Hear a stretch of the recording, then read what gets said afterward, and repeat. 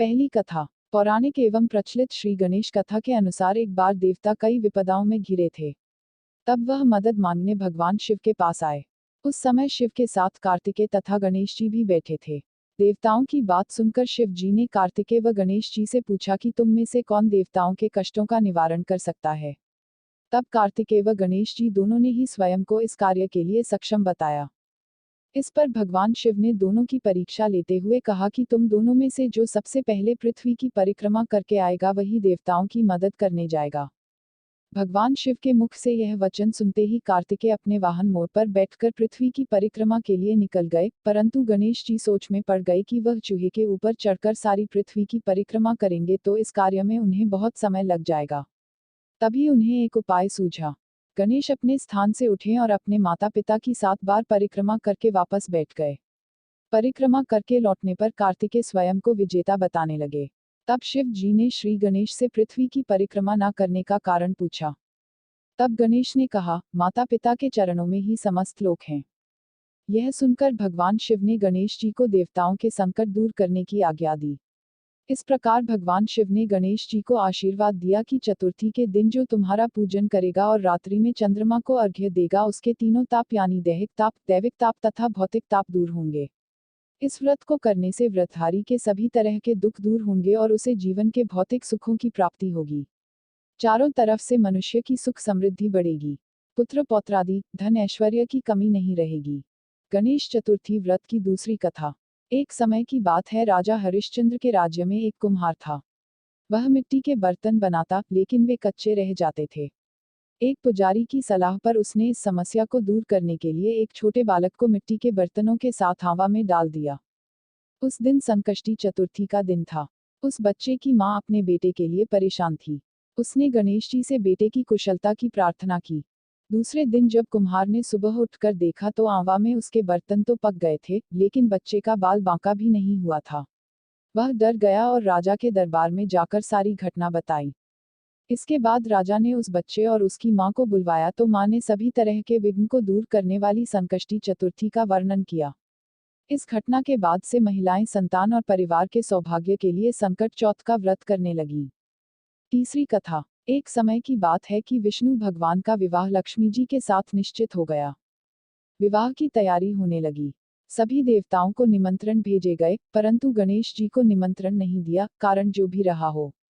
अब भगवान विष्णु की बारात जाने का समय आ गया।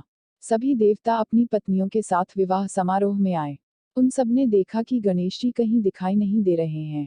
तब वे आपस में चर्चा करने लगे कि क्या गणेश जी को नहीं न्योता है, या स्वयं गणेश जी ही नहीं आए हैं। सभी को इस बात पर आश्चर्य होने लगा। तभी सबने विचार किया कि विष्णु भगवान से ही इसका कारण पूछा जाए।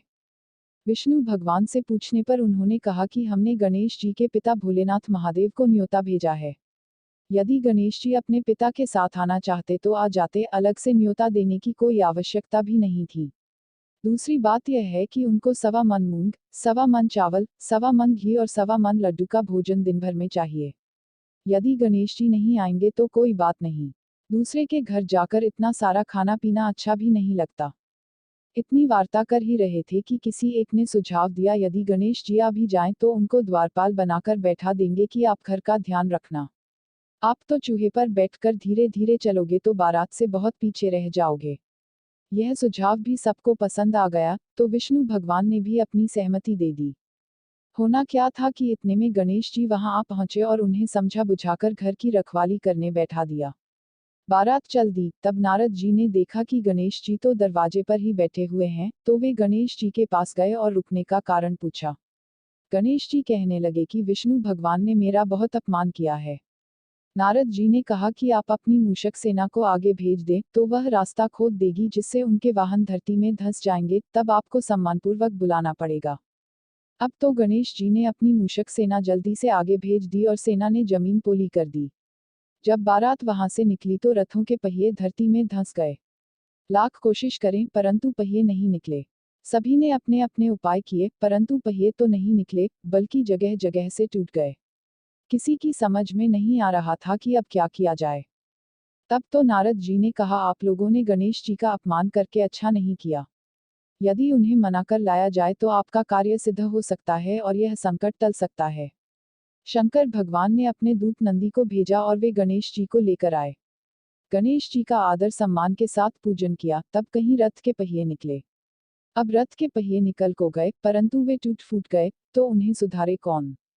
पास के खेत में खाती काम कर रहा था, उसे बुलाया गया। खाती अपना कार्य करने के पहले श्री गणेशाय नमः कहकर गणेश जी की वंदना मन ही मन करने लगा। देखते ही देखते खाती ने सभी पहियों को ठीक कर दिया। तब खाती कहने लगा कि हे देवताओं, आपने सर्वप्रथम गणेश जी को नहीं मनाया होगा और न ही उनकी पूजन की होगी, इसीलिए तो आपके साथ यह संकट आया है। हम तो मूर्ख अज्ञानी हैं, फिर भी पहले गणेश जी को पूजते हैं, उनका ध्यान करते हैं। आप लोग तो देवतागण हैं, फिर भी आप गणेश जी को कैसे भूल गए? अब आप लोग भगवान श्री गणेश जी की जय बोलकर जाएं, तो आपके सब काम बन जाएंगे और कोई संकट भी नहीं आएगा। ऐसा कहते हुए बारात वहां से चल दी और विष्णु भगवान का लक्ष्मी जी के साथ विवाह संपन्न करा के सभी सकुशल घर लौट आए। हे गणेश जी महाराज, आपने विष्णु को जैसो कारज सारियो ऐसो कारज सबको सिद्ध करजो। बोलो गजानन भगवान की जय। चौथी कथा। श्री गणेश चतुर्थी व्रत की पौराणिक कथा के अनुसार एक बार भगवान शिव तथा माता पार्वती नर्मदा नदी के किनारे बैठे थे। वहां माता पार्वती ने भगवान शिव से समय व्यतीत करने के लिए चौपड़ खेलने को कहा। शिव चौपड़ खेलने के लिए तैयार हो गए, परंतु इस खेल में हार जीत का फैसला कौन करेगा, यह प्रश्न उनके समक्ष उठा तो भगवान शिव ने कुछ तिनके एकत्रित कर उसका एक पुतला बनाकर उसकी प्राण प्रतिष्ठा कर दी और पुतले से कहा, बेटा, हम चौपड़ खेलना चाहते हैं, परंतु हमारी हार जीत का फैसला करने वाला कोई नहीं है, इसीलिए तुम बताना कि हम दोनों में से कौन हारा और कौन जीता।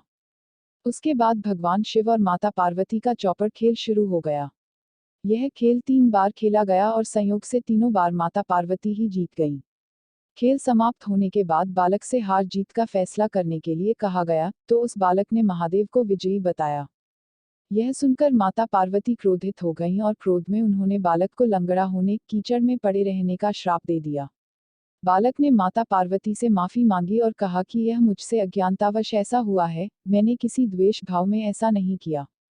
बालक द्वारा क्षमा मांगने पर माता ने कहा, यहाँ गणेश पूजन के लिए नागकन्याएं आएंगी, उनके कहे अनुसार तुम गणेश व्रत करो, ऐसा करने से तुम मुझे प्राप्त करोगे।